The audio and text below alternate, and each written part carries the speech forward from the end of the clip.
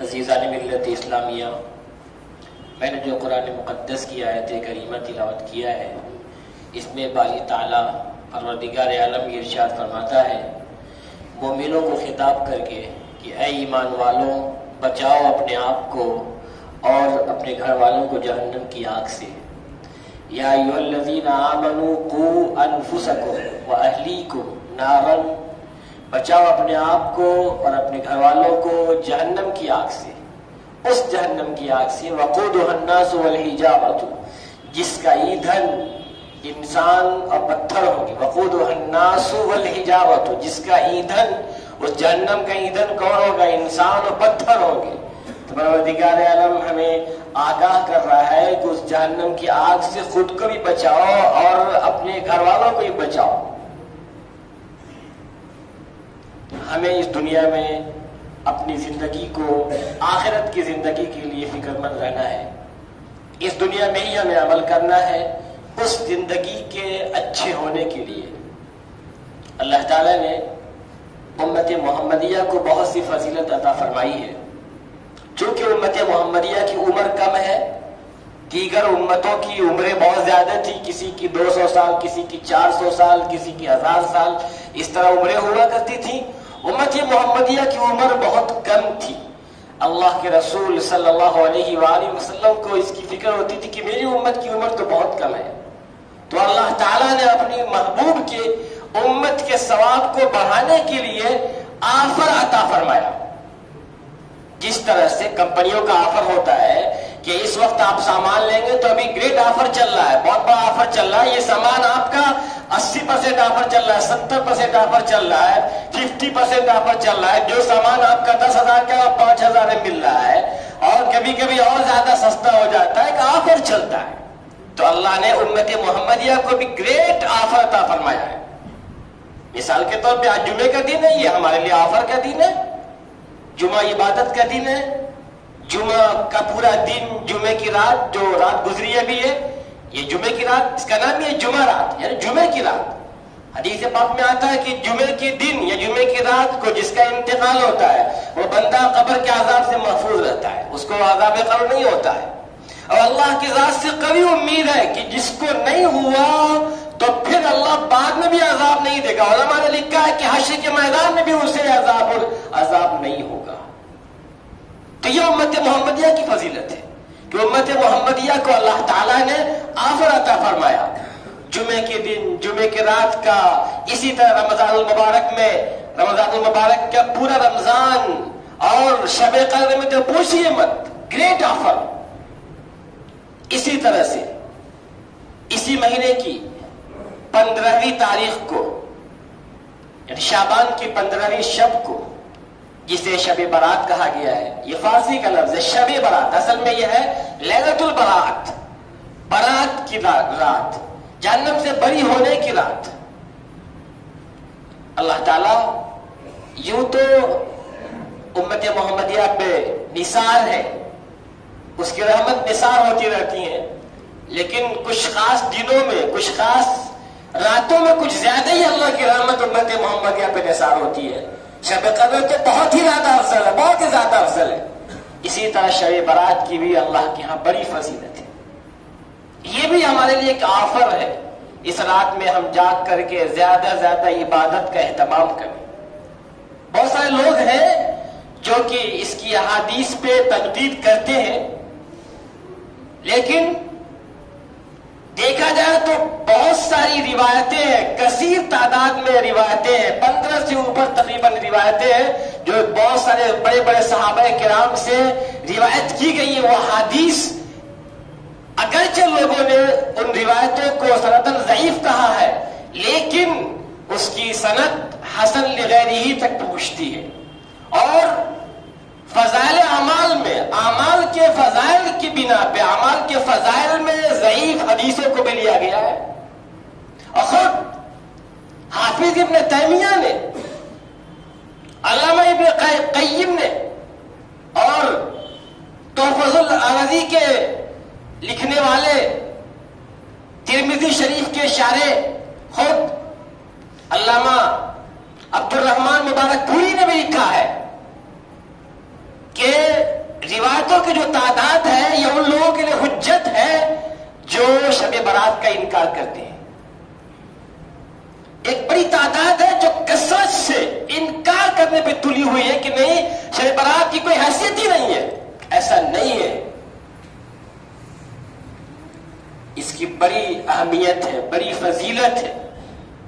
یہ ہمارے لیے ایک آفر ہے, ہم اس سے فائدہ اٹھائیں. اس رات کو جاگ کر کی عبادت کرنے کا اہتمام کیا جائے, اللہ سے رو رو کے اپنے گناہوں کی معافی مانگی جائے. اللہ معاف کرنے والا ہے. بندوں پہ اللہ کی رحمت نثار ہوتی رہتی ہے. خصوصیت سے اللہ تعالیٰ آسمان دنیا پہ نزول فرماتا ہے اور آواز لگاتا ہے کہ ہے کوئی بندہ جو ہم سے اپنے گناہوں کی معافی مانگے, ہم اس کے گناہ کو معاف کرے. ہے کوئی ہم سے جو روزی طلب کرے, ہم اس کو روزی عطا فرمائے. اللہ تعالیٰ باضابطہ اعلان کرتا ہے. یہ تو اللہ روزانہ اعلان کرتا ہے, لیکن ان شبوں میں جیسے شب قدر میں, شب برات میں خصوصیت سے اللہ تعالیٰ نزول فرماتا ہے اور اللہ کا یہ اعلان ہوتا ہے. ہاں کچھ لوگ ہیں جن کی اس رات میں بھی معافی نہیں ہوتی ہے. وہ کون لوگ ہیں؟ وہ شرابی لوگ ہیں, شرک کرنے والے لوگ ہیں جن کی اس رات میں مغفرت نہیں ہوتی ہے. شرک کرنے والے, شرابی, جن کے دل میں حسد اور کینہ ہوگا, بغض و عداوت جن کے دل میں ہوگی, ان کی مغفرت نہیں ہوگی. اسی طرح زنا کرنے والے لوگ, ایسے لوگوں کی اللہ تعالیٰ اس رات میں بھی معافی نہیں فرماتا ہے. اس لیے ہم آج ہی سے یہ تہیا کر لیں کہ اگر ہمارے دل میں کسی کے تعلق سے حسد و کینہ ہے, ہم اس کو نکال کے باہر کریں. یہ عمل بہت خراب ہے, بہت خراب ہے. اور اگر ہمارے دل میں کسی کے تعلق سے کینہ نہیں ہے تو یہ عمل اللہ کو بہت زیادہ پسند بھی ہے, بہت پسند ہے یہ عمل اللہ کو. حدیث پاک میں ایک واقعہ گزرا ہے اسی کے تعلق سے کہ ایک صحابی آنے والے تھے. اللہ کے نبی نے ارشاد فرمایا صلی اللہ علیہ وسلم کہ ابھی ایک شخص آئے گا جو جنتی ہوگا. ایک صحابی آتے ہیں, وضو کر کے آ رہے تھے, ان کے ہاتھ میں جوتا تھا, آ کے بیٹھ گئے. اگلے دن پھر آپ نے ارشاد فرمایا کہ ابھی جو اس دروازے سے آئے گا وہ جنتی ہوگا. وہی صحابی اگلے دن, تیسرے دن بھی آپ نے فرمایا کہ ابھی جو دروازے سے آئے گا وہ جنتی ہوگا. تیسرے دن بھی وہی.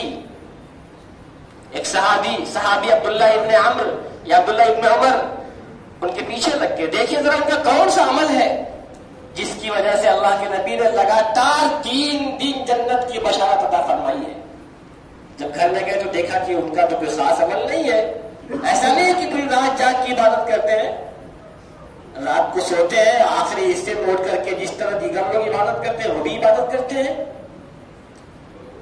3 دن تک کوئی خاص عمل نظر نہیں آیا تو پھر وہاں سے واپس جانے لگے. اور ان سے انہوں نے پہلے کہا تھا کہ ہم آپ کے یہاں قیام کرنا چاہتے ہیں, ہمارے یہاں کچھ اختلاف ہو گیا ہے, ہم آپ کے یہاں 3 دن قیام کریں گے. تو جاتے وقت پوچھا کہ آپ کا کوئی خاص عمل ہے, تو کہتے ہیں کوئی خاص عمل تو نہیں ہے. پھر بتانے لگے کہ ہمارا کوئی جھگڑا وغیرہ نہیں تھا, ہم یہاں صرف یہ دیکھنے کے لیے آئے تھے کہ آپ کا وہ کون سا عمل ہے جس کی بنا پہ اللہ کے نبی نے آپ کو جنت کی بشارت دی ہے. آخر کون سا عمل ہے؟ تو کیا کوئی خاص عمل تو نہیں ہے. وہ جانے لگے. پھر کہا رکو, ایک عمل ہے. کیا؟ کہ وہ یہ کہ میرے دل میں کسی کے تعلق سے بھی کوئی حسد و جلن نہیں ہے. میں کسی کو آگے بڑھتے دیکھتا ہوں تو کوئی بغض و عداوت نہیں ہوتی ہے, حسد جلن نہیں ہوتا ہے. جو جائے جتنا ترقی کرے مجھے اس سے کوئی فرق نہیں پڑتا ہے, کوئی کینہ بغض و عداوت نہیں. تو کہنے لگے یہی عمل ہے جس کی وجہ سے آپ جنت کے مستحق بن رہے ہیں. تو کینہ و بغض رکھنے والے کی عداوت اس رات کی بھی نہیں ہوتی, شب قدر کو بھی نہیں ہوتی ہے. ایک بات کا فرق سمجھیے, بہت سارے لوگ سمجھتے ہیں کہ شب قدر یہی ہے. نہیں, شب قدر یہ نہیں ہے, یہ شب برات ہے, ليلۃ البرات ہے. شب قدر وہ ہے جو رمضان المبارک میں پڑتی, جو رمضان کے آخر کی جو 5 راتیں داق راتیں ہوتی ہیں وہ شب قدر ہے. اور شب برات میں شب قدر میں بہت فرق ہے, بہت فرق ہے. اس کی اہمیت بہت زیادہ ہے, لیکن اس کی بھی اہمیت اللہ کی بہت زیادہ ہے. اس لیے اس رات کا بھی جاگنے کا اہتمام کیا جائے, خصوصیت سے تلاوت قرآن کریم کیا جائے, نمازیں پڑھی جائے.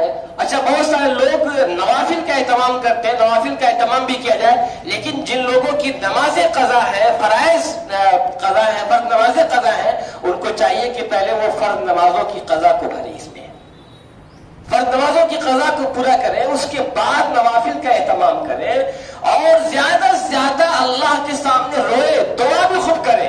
اگر ہم 1 گھنٹہ عبادت کر رہے ہیں تو کم سے کم آدھا گھنٹہ یا 20 منٹ اللہ سے دعا کرے۔ حدیث پاک میں آتا ہے دعا ہوا عبادت، کہ دعا عبادت ہے۔ اور ایک حدیث میں آتا ہے کہ جو بندہ اللہ سے دعا نہیں مانگتا ہے تو اللہ غصہ ہوتا ہے، اللہ ناراض ہوتا ہے۔ یہاں انسان بندے سے کوئی سامان مانگتا ہے تو انسان کو تکلیف ہوتی ہے، اور اللہ وہ ہے کہ جب بندہ نہیں مانگتا تو اللہ ناخوش ہوتا ہے۔